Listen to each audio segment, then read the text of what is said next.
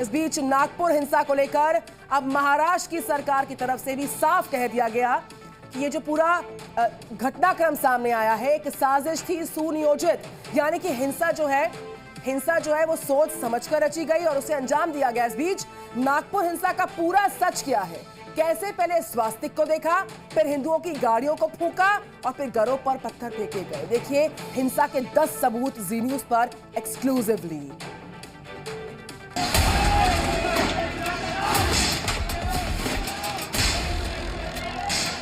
नागपुर में जिस तरह नफरत की आग फैली,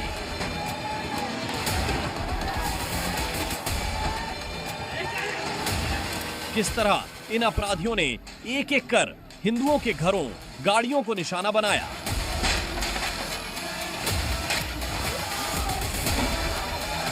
पत्थरबाजी की गई,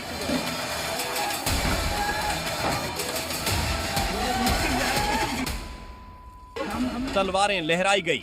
ये गवाही अब इस हिंसा से जुड़े वीडियो दे रहे हैं। सबसे पहले देखिए कैसे गाड़ियों को एक एक कर डंडों से तोड़ा गया और अब इसको लेकर खुलासा हुआ है कि दरअसल गाड़ियों में भगवान की फोटो देखकर हमला किया गया। जिन गाड़ियों पर स्वास्तिक के निशान थे उनको जानबूझकर निशाना बनाया गया।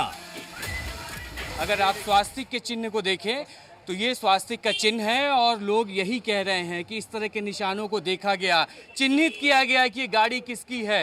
ये निशान देखे गए, गाड़ी के बोनट में इस तरह के निशान चिन्ह बनाए गए हैं।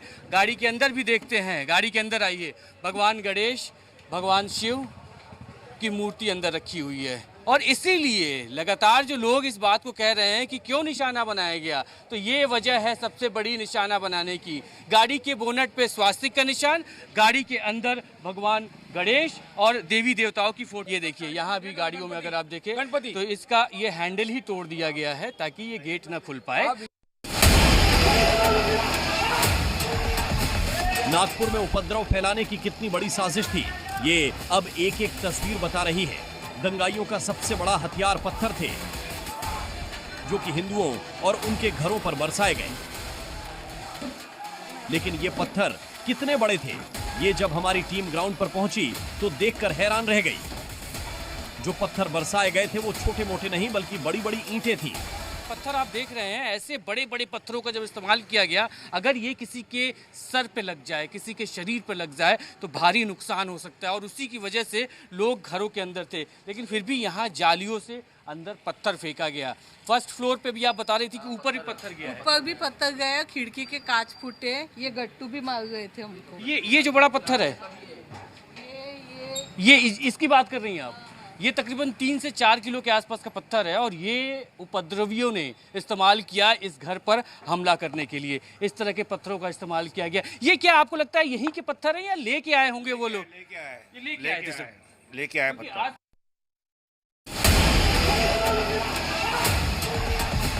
नागपुर में उपद्रव फैलाने की कितनी बड़ी साजिश थी, ये अब एक एक तस्वीर बता रही है। दंगाइयों का सबसे बड़ा हथियार पत्थर थे जो कि हिंदुओं और उनके घरों पर बरसाए गए। लेकिन ये पत्थर कितने बड़े थे, ये जब हमारी टीम ग्राउंड पर पहुंची तो देखकर हैरान रह गई। नागपुर हिंसा में जो वीडियो सामने आए हैं उसमें दिख रहा है कि कैसे बड़ी तैयारी के साथ ये हिंसा प्लान की गई थी। एक साथ भीड़ नारे लगाते हुए आगे बढ़ रही थी, अल्लाहू अकबर बोला जा रहा था। साथ ही दंगाइयों के हाथ में पत्थर थे, तेजी से हिंदुओं की तरफ भागते हुए उन पर पत्थर बरसाए जा रहे थे।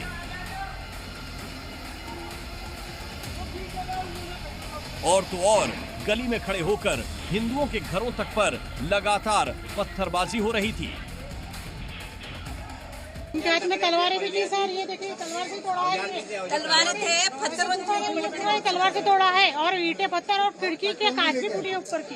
करे जा रहे हैं यहाँ पर खड़े होके अंदर में, पर पुलिस की एक भी टीम नहीं आने को तैयार है, ना कोई एक व्यक्ति आने को तैयार। दंगाइयों के हाथ में जो हथियार थे वो ये दिखाने के लिए काफी थे कि नफरत की ये आग किस कदर उनके अंदर जल रही थी। न सिर्फ पत्थर से हमले किए गए बल्कि दंगाइयों के हाथ में रॉड से लेकर डंडे तक थे और तो और दंगाई तलवार तक ले आए थे। नागपुर हिंसा की एक और वीडियो में ऐसे ही एक दंगाई के हाथ में तलवार नजर आई। घटना के चश्मदीदों ने भी बताया कि कैसे तलवारों से उनके घरों पर हमला किया गया।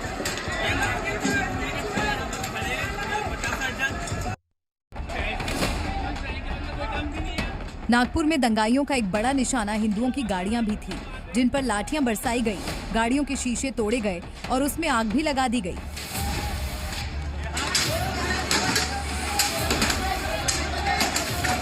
ऐसी ही गवाही एक ये वीडियो भी दे रहा है, जिसमें एक एक कर पहले बाइक्स पर लाठियों और रोड से हमले किए जाते हैं और फिर खींचकर उसको सड़क के बीचों बीच लाया जाता है और फिर आग लगा दी जाती है। देखिए पहले कैसे पीली और सफेद लाइंस की टी-शर्ट पहने ये दंगाई बाइक को डंडे से तोड़ने में लगा है। सभी मिलकर बाइक्स को घेरते हैं और फिर एक टोपी पहने शख्स उस बाइक में आग लगा देता है। हादसे के चश्मदीदों ने बताया कि कैसे हिंदुओं को टारगेट कर उनकी गाड़ियां जलाई गई। अंदर घुस के पूरा तोड़फोड़ की है। बस उसको एक टारगेट था कि जहां अपना लगा है भगवान का मंदिर है ये, तो उसको पहले टारगेट किया लोगों ने। सब कुछ वो आपस में बातचीत कर रहे थे, जो हमला करने वाले नारे लगा रहे थे, कुछ कह रहे थे वो लोग। हाँ ये है, ये हिंदू को टारगेट, अपने वाले, ये अपने वाले हैं। ये कौन कह रहा था? ये वही लोग कह रहे थे। दंगे के वक्त न सिर्फ गाड़ियां जलाई गई बल्कि रेस्टोरेंट में भी जमकर तोड़फोड़ की गई, जिसका भी एक वीडियो सामने आया है। इस वीडियो में दंगाई रेस्टोरेंट के सामने आते हैं और एक एक कर सामान तोड़ना शुरू कर देते हैं। बोर्ड पर पत्थर फेंका जाता है और होर्डिंग तोड़ दिया जाता है। बहुत लोग थे, 150-200 लोग थे करने के लिए, अपने को कुछ समझने का मौका नहीं दिया उन्हें। जहाँ जिसने ऊपर से कोई पत्थर मारा तो समझ लो उनका घर पहले टारगेट बना देते। हाँ ये है, ये हिंदू को टारगेट, अपने वाले हैं। ये कौन कह रहा था? ये वही लोग कह रहे थे। यानी जो हमलावर थे वो कह रहे थे कि ये अपने वाले हैं, उनको मत करो, ये आप पराये हैं। उनका कहने का मतलब आप पराये ऐसे था, वही कह रहे थे बोले। हिंसा की प्लानिंग पहले से ही की गई थी और सुनियोजित तरीके से ये हिंसा की गई। इसको लेकर अब कई सबूत सामने आ रहे हैं। खुद महाराष्ट्र के विधायक ने भी इसे पहले से ही प्लान किया, दंगा बताया है। प्लान दिख रहा है। बस्तियों में हिंदू मुस्लिम बांधव एक साथ रहते हैं, लेकिन नुकसान हिंदुओं के घरों को हुआ है। ये रहा हरडे जी के घर को, पेशने जी के घर को, शिर्के जी के घर को, दुरुक्कर जी के घर को हुआ है। बिल्कुल टारगेट करके दिख रहा है। तो वहीं हमले के चश्मदीदों ने भी बताया कि कैसे पहले से प्लान कर हिंदुओं के खिलाफ ये साजिश रची गई।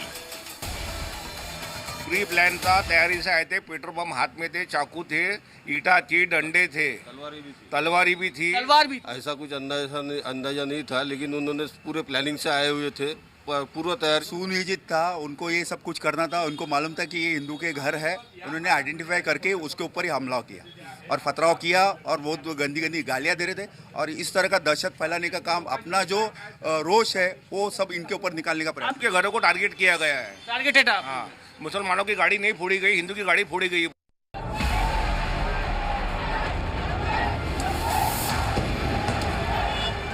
नागपुर हिंसा के दंगाइयों ने न सिर्फ हिंदू बल्कि पुलिस पर भी जमकर पत्थर बरसाए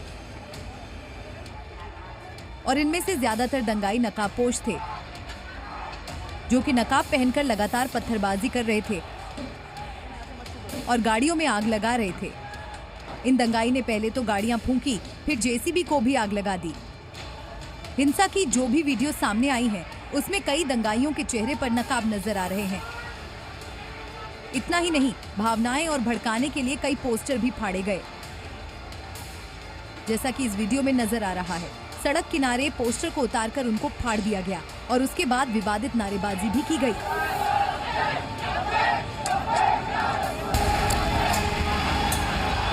दंगे को लेकर बीजेपी के विधायक ने एक और बड़ा दावा किया और कहा कि इस दंगे के लिए बाहर से लोग बुलाए गए थे और दंगे से पहले ही मुस्लिम लोगों की गाड़ियां हटा दी गई थी, जिससे दंगे में सिर्फ हिंदू लोगों की गाड़ियों का जलाया गया। ये प्री प्लान दिख रहा है।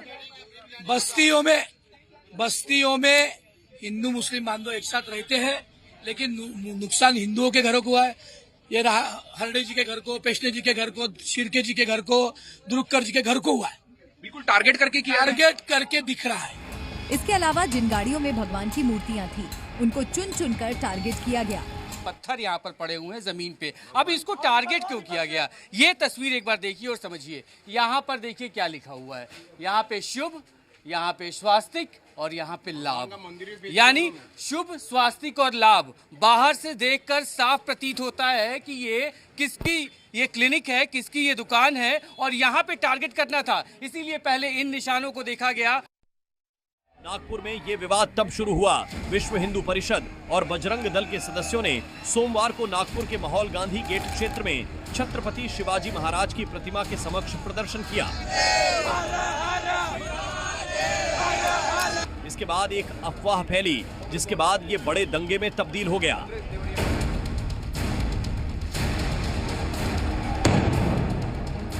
जिस वक्त ये सारा हंगामा शुरू हुआ, जी मीडिया रिपोर्टर अमर काने भी वहां मौजूद थे